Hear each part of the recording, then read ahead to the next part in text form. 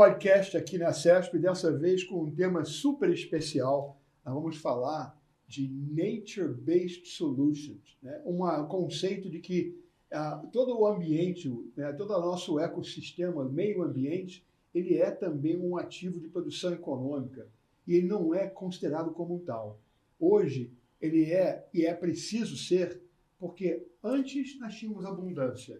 Agora, com a degradação do ser humano no meio ambiente, passou a ser escassez. E a partir dessa escassez surgiu a oportunidade de a gente fazer uma quantificação e monetização desses ativos ambientais. Eu tenho aqui comigo Daniele Cesano, que é da Landprint, associado da CESP, e que é especializado com uma plataforma que ajuda as empresas intensivas em compliance a transformarem esses ativos ambientais em ativos ambientais monetizáveis. Daniele, é um prazer enorme estar com você aqui e sobre esse tema que é extremamente relevante para o setor de tecnologia, que é um segmento que justamente tem essa preocupação com relação ao meio ambiente e é um ativo de justamente proteção, uma vez que ele não produz muita degradação ambiental como outros segmentos da indústria. Prazer estar aqui conosco. Muito obrigado, Robert, pela esse produto para esse Rio, para esse convite. É um prazer estar com você, assim, bater um papo sobre esse assunto. Muito bom. Então, eu gostaria, Daniela, que você pudesse dar aqui uma visão panorâmica de como que nós estávamos quando ainda era alguma coisa de abundância e como é que nós chegamos aqui nesse momento agora de escassez e que gera essa oportunidade das empresas olharem de uma forma onde elas vão tratar do eco ao quadrado, né? Vão tratar da questão econômica e também ecológica. Perfeito. Então, a questão da abundância está sendo tratada e discutida há décadas. Eu, quando fazia o meu doutorado, eu li todos os Club of Rome, Limit of Growth, Ehrlich, várias cientistas que estudaram, na verdade, que colocaram: pessoal, olha só, a gente está indo por um caminho que vai exaustir, que vai terminar todas essas mudanças que a gente está tendo. E os economistas não sabiam como tratar isso. Por isso, a parte ambiental sempre foi considerada como uma externalidade econômica. Uma externalidade. Existe a economia que funciona com as suas regras e depois existe um meio ambiente que está lá fornecendo alguns ativos e a gente está comendo e aproveitando disso e usando disso aqui. E a razão pela qual a gente não conseguiu incluir os ativos ambientais dentro da economia é fundamentalmente uma questão de dado. A dificuldade de conseguir mapear de forma exaustiva os nossos ativos ambientais, quantificar e qualificar esse ativo de forma inclusiva exata e precisa. Algo que a gente hoje consegue fazer há pouco tempo, com o fato de ter hoje imagem de satélite, Sentinel-2, Landsat, assim, todos satélites de graça, são imagens de graça, a gente pode utilizar. Antes não era, você tinha que pagar. Tinha a capacidade de estar olhando de cima, né? Exatamente. Bird's Eye View. Então agora tem governo, ONGs que estão desenvolvendo um modelo, várias coisas que estão fornecendo esses dados. Isso é uma parte tecnológica. E outra parte, uma parte conceitual, que dentro de um mundo de abundância, nós, na realidade, nunca consideramos a natureza como um insumo produtivo para a nossa economia. É uma infraestrutura produtiva. A natureza é uma infraestrutura produtiva e nunca foi considerada uma infraestrutura produtiva. Então, é como se você tem uma casa, você mora na sua casa, e em vez de a gente está praticamente gastando 7 trilhões de dólares por ano em subsídios perversos e investindo 200, 300 bilhões de dólares por ano na proteção da biodiversidade. Então, é como eu estou, a cada 100 dólares que eu invisto na degradação da minha casa, eu invisto em 3 em recuperar ela. Então, o que acontece é que, na verdade, esses insumos, essa infraestrutura produtiva que fornece água, fornece solo, fornece carbono, estabilidade climática, tudo esse serviço que a gente depende disso, fundamentalmente, ela está sendo destruída e não está sendo recomposta. E por quê? Porque justamente essas duas razões. Nunca foi considerado como insumo produtivo, a natureza não é um insumo produtivo, porque também não conseguimos quantificar e entender ela de forma escalável. E hoje, na realidade, também agora com a entrada do IA, machine learning, todo desenvolvimento tecnológico e possibilidade de escalar as mensurações, isso hoje é possível fazer. Então, outra componente fundamental para que isso possa ocorrer é a questão da orientação a dados, né? Como você falou antes, né? O que culturalmente também está sendo um aprendizado, né? Porque somente agora a gente começa a entender, especialmente aqui no Brasil, o valor do dado, né? E se eu não tiver dados fidedignos, eu não vou ter aí condições de trazer os insights que vão me ajudar a tomar a decisão correta, né? Agora, conta pra gente, você que está nessa atividade agora de poder ter uma solução, né, Nature-Based Solution para as empresas, como é que tem sido a sua interlocução com os principais decisores das empresas que são o seu objeto de estarem atuando com o Landprint? Existe ali uma compressão automática e eles estão a bordo ou você precisa fazer uma evangelização para que ele entenda melhor? Então, eu acho que existe uma concepção, um entendimento da necessidade, mas eu acho que o negócio ele fica atrás. A visão de CFO ainda, né? Exatamente, a visão de CFO. Então, se eu invisto em dados, se eu invisto em caracterização, o que isso implica para a minha empresa, qual é o retorno de investimento, qual é a complexidade de gerenciar um novo nível de negócio, um novo nível de atuação para a minha empresa, como é que eu vou conseguir gerar isso para depois não voltar atrás e me queimar com meus investidores, com o meu público, com o meu cliente, enfim. Existe toda essa questão estratégica. Então, hoje, fundamentalmente, existem dois mercados, que é compliance regulatória e crédito de carbono. É carbono. Hoje, fundamentalmente, é isso. E o carbono, ele é, em termos de contabilidade de emissão, tentar criar um produto de baixa intensidade de carbono e algum compliance básico, talvez nem tão básico assim, mas, por exemplo, se a minha cadeia de suprimento não está invadindo terra indígena, terra quilombola, unidade de conservação, não tem trabalho infantil, enfim, vários tipos de questões socioambientais que hoje podem ser medidos através de interpolação com vários tipos de base de dados que estão compilando todas essas informações. Então, esse é um compliance, né, no Brasil básico. No nível internacional, tem o TNFD, que está fazendo uma coisa parecida, só que com outro critério relacionado à água, relacionado à biodiversidade, extinção de espécies, espécies animais, espécies vegetais. Esse é um compliance. Depois, como eu falei, a parte de carbono. A parte de crédito de carbono, a parte de intensidade de carbono. São duas coisas principais. Quando a gente vai começar a falar de nature-related risks, ou seja, risco relacionado à natureza, e como é que a falta de investimento na minha infraestrutura natural impacta a minha cadeia, aí eu acho que a gente está quase que numa estaca 1. Não vou dizer estaca 0, mas... Quando você fala a gente, está falando Brasil ou mundo? Não. Mundo. Planeta. Geral.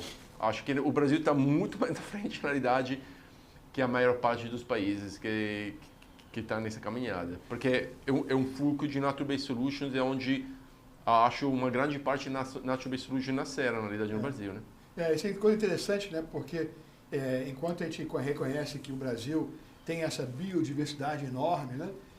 Eu fiquei surpreso em saber que o Brasil tem uma posição de liderança nesse contexto maior de consciência de que são os ativos ambientais.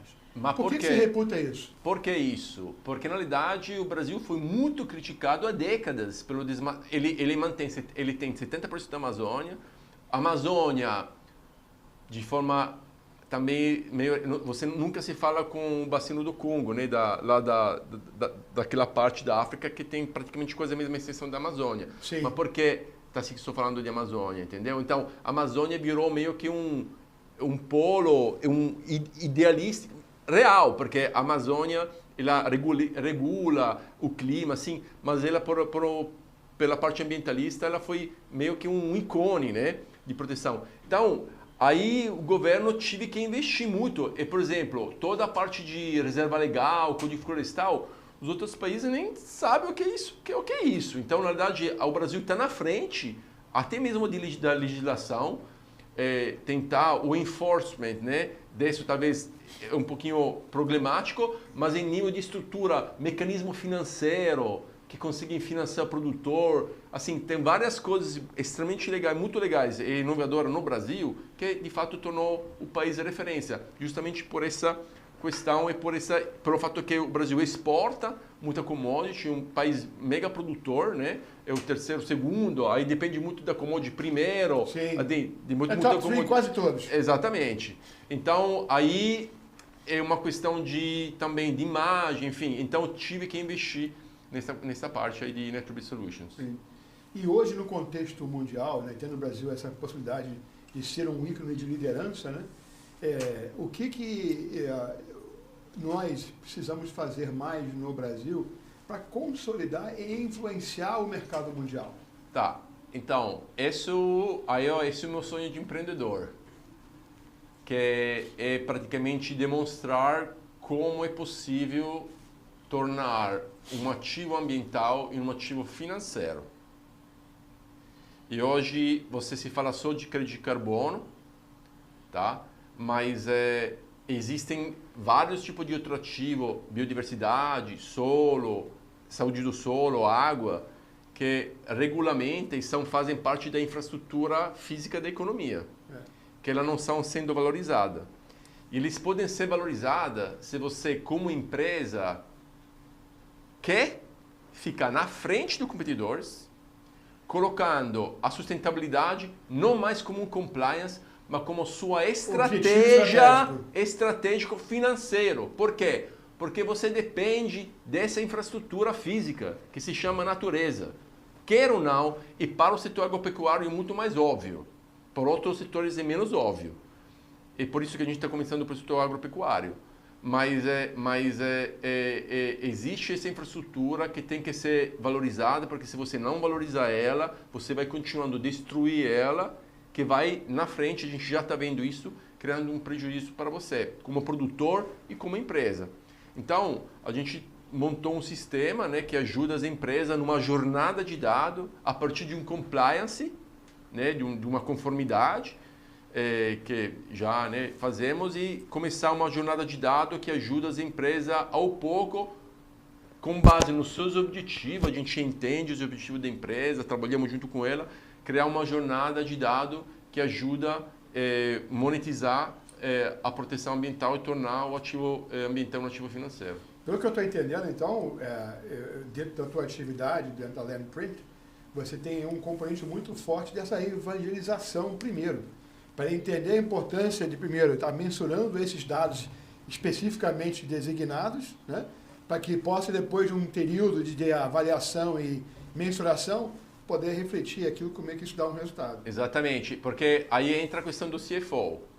O CFO vai me falar o seguinte: quanto custa isso? X, beleza, o que eu tenho de retorno em função disso? Porque você está me pedindo de colocar uma coisa a mais que eu não preciso fazer. E porque qual é o meu retorno de investimento numa coisa que talvez pode me expor, pode ser um problema para mim. Então, é uma coisa que tem que ser feita de forma gradual. É por isso que a gente chama de jornada de dados.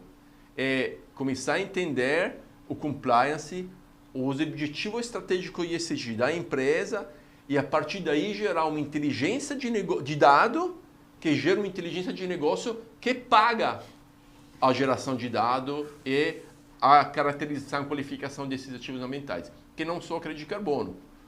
Como é que você pode monetizar esses dados? Green Bond, certificações, crédito de biodiversidade, crédito de carbono, crédito de água, daqui um pouco a gente vai começar a ouvir sobre isso. Análise de risco. Análise de risco financeira, risco físico, risco reputacional, risco de transição. Então, são várias formas no qual análise de causalidade, inteligência de negócio. Então, são várias formas com qual você, uma vez que você cria uma jornada personalizada de dado, você consegue monetizar, reaproveitar aquele dado múltiplas vezes, que é isso que a nossa plataforma ajuda a centralizar essa jornada de dado, você consegue reaproveitar esses dados múltiplas vezes. Já existe a possibilidade, dentro do que vocês já estão fazendo, Aí você falou do risco reputacional. E aqui assim uma luz no meu radar, porque mais eu chegar para o CFO e dizer o seguinte, olha, o que você diria se você aqui, não tendo essa preocupação de você transformar os seus ativos ambientais dentro de uma crença estratégica ambiental, versus o outro concorrente seu que tem. E aí o teu consumidor escolhe ele porque tem e não escolhe você. Então, aí que entra o grande X da questão, que é quando a economia vai virar a chave. Sim. Quando é que a economia vai virar a chave? Quando nós vamos começar a entender, a economia vai começar a entender que a proteção ambiental é uma forma de redução de risco econômico da economia. Então, hoje, se você vê, proteger é algo adicional, custa mais. O produto que é sustentável custa mais. Na realidade, deveria custar menos. Por quê? Porque você está mantendo a infraestrutura produtiva e reduzindo o seu risco de investimento. Então, o produto convencional deveria custar mais que o produto sustentável. Só que, pelo fato de não ter uma inteligência de dado organizada, é difícil fazer esse claim. Existem já vários relatórios que mostram isso, mas não é feito de forma sistêmica. Quando você vai começar a introduzir isso dentro da economia, automaticamente o sustentável vai ficar mais barato. Por quê? Porque o convencional vai ficar mais caro e aí vai ser revertido totalmente a situação. Isso é política pública, né? Isso aí tem que ser a partir de uma crença estratégica do meio ambiente e aí virar uma política pública que vai transformar o convencional em mais caro. Exatamente. Aí entra toda a questão de política pública, de subsídio, incentivo, tax breaks que vão ajudar a fazer essa transição. E aí, o último estágio nessa jornada de dados é colocar a natureza dentro do P&L das empresas. Eu acho que as empresas não vão colocar isso de cara, na minha opinião. Primeiro porque você pode fazer isso por parte, mas beleza, por projeto, mas eu acho que como é que você vai fazer isso? E aí quando isso vai acontecer, automaticamente as empresas vão fazer um disclosure público de como porque hoje as empresas do agronegócio, ele indiretamente gerencia 45% da terra do mundo. Então são 20, 30% de terra protegida, 45% é agropecuária e o restante de deserto, sim, outro tipo de coisa, né? Então, o papel que a indústria de alimento tem na proteção ambiental e na geração de serviços ecossistêmicos é absurdo. Tem um peso enorme. Pois é, ele é o mais preocupado com a preservação. Exatamente. Então, só que a parte de valorização desses ativos ambientais não acontece. Como ele não consegue valorar, ele não dá o devido valor, né? Não quantifica. Exatamente. Só o crédito de carbono. Só que o crédito de carbono, por exemplo, quanto mais carbono você armazenar, menos crédito de carbono você vai gerar. Depois de 20 anos, qual é o seu incentivo de manter esse carbono na Terra?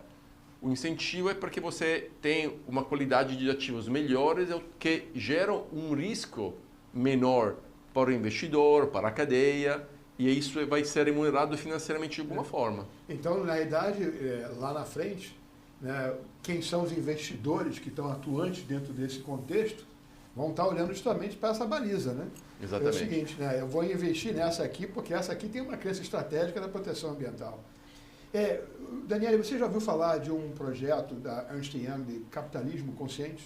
Uhum. Conscious Capitalism. Que eu não sei o quanto que tem de interseção com o que está do Nature-Based Solutions, mas existe ali já um movimento que partiu da Ernst Young justamente de ter essa preocupação de ter um capitalismo que não seja predatório e que sim preserva os ativos que ajudam no contexto da produção. Você já ouviu falar desse programa? Não, eu ouvi falar. Eu acho que existem várias frentes, várias universidades, várias empresas, vozes, né? várias vozes que fazem parte do mesmo fotografia, vamos dizer. Sim. Compõem que tem esses mesmos objetivos. Acho que o X da questão é mudar a forma com qual a gente produz e consome, né? Isso foi já no Rio 92, um dos grandes... Eco 92 aqui no Rio de Janeiro. Exatamente, no Eco 92, um dos grandes pontos foi como é que a gente vai revolucionar a forma de produzir e de consumir. A gente já entende que tem que consumir menos e produzir de forma mais eficiente. Sim. E isso tem que ser necessariamente através de uma valorização do nosso capital natural. Deixa eu te colocar uma coisa aqui, eu vou fazer um spoiler para o nosso público que está nos ouvindo, mas eu vou trazer uma coisa que para mim é muito próximo e deve ser para você também, porque eu vejo você muito parecido comigo do ponto de vista de ser um terráqueo, né? Você não é italiano, não é brasileiro, você está no mundo, né? E eu também tenho uma condição parecida. E eu tenho uma visão muito assertiva do ponto de vista do componente cultural. Eu, quando olho as vivências dessas diferentes geografias e as suas culturas específicas, eu vejo o quanto que esses componentes culturais influenciam a percepção que as pessoas têm do seu ambiente, do seu entorno, do mercado como um todo. E aí eu volto aqui a pergunta para você dentro do teu contexto. O quanto que esse componente cultural, para esse entendimento real de uma crença estratégica da proteção ambiental, você se depara como um desafio que tem que ser vencido. Porque atualmente, na cultura que nós estamos vivendo, é a cultura mais predatória, né? Consome, sem se preocupar com o que isso está gerando, né? O quanto de negativo eu gero a partir de um consumo que às vezes é supérfluo. Nem preciso disso. Eu pessoalmente, comecei como ambientalista com 8 anos de idade e ainda me considero um ambientalista. Mas eu me considero um ambientalista extremamente decepcionado. Que não tive o sucesso do ambientalismo, porque o ambientalismo é muito voltado à proteção. E um dos grandes problemas do ambientalismo é não ter entendido profundamente o nosso setor financeiro. Como é que funciona a finança? Como é que funciona o investimento? Como é que funciona o processo de investimento? O que leva grandes bancos do mundo a investir uma coisa? O ambientalismo nunca... Só agora que as grandes ONG estão começando a entender, fazer essa ligação. Então, eu acho que o grande problema cultural vem do fato que o nosso sistema econômico é um sistema racional, desenvolvido numa óptica autocentrista humana, descartando totalmente as leis de circularidade da natureza, sim, indo para frente, consumo e produção, não integrando que é um processo linear, pego, transformo, jogo. Pego, transformo, jogo. Aqui é o homem e aqui é a natureza circular. As duas coisas não casam. Então, eu acho que agora tem essa onda de tentar, e infelizmente, como a nossa economia é o que determina, quer ou não quer, a política econômica, desenvolvimento, de tudo, se essa circularidade não tem a mesma palavra e o mesmo pensamento da economia, eu acho que vai ser um fracasso. Então, tem que ter a parte de preservação, beleza, que é uma parte que sempre tem que existir, mas a grandíssima parte tem que ser negócio. Sim, sim.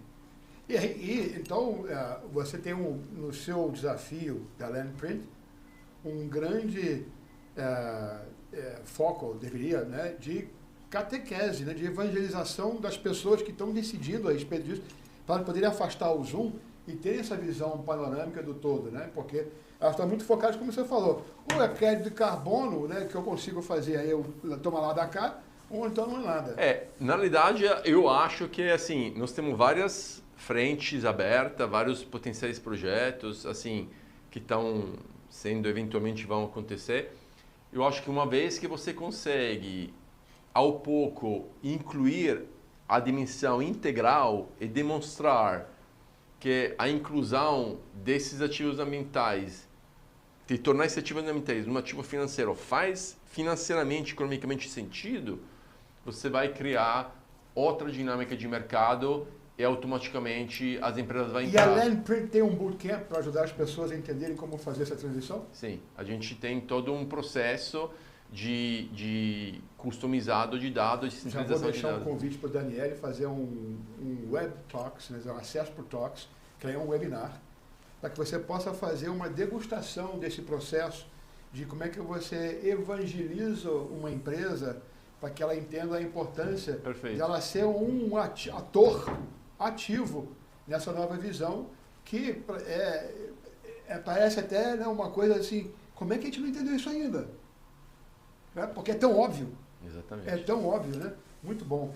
Então, eu queria que você, Daniele, aproveitando, e aí fala para essa câmera aqui, para você falar para os nossos ouvintes, né, uma mensagem que você possa já deixar ali numa faísca para acender de vez a fogueira dessas pessoas entenderem isso, porque eu gostaria muito de você inocular todos os nossos associados com essa visão mais sistêmica de como é que a gente deve pensar em ativação e proteção do meio ambiente. Então, eu acho que é sempre uma coisa que eu pergunto, é se você como empresa quer ser um líder ou quer ser um follower.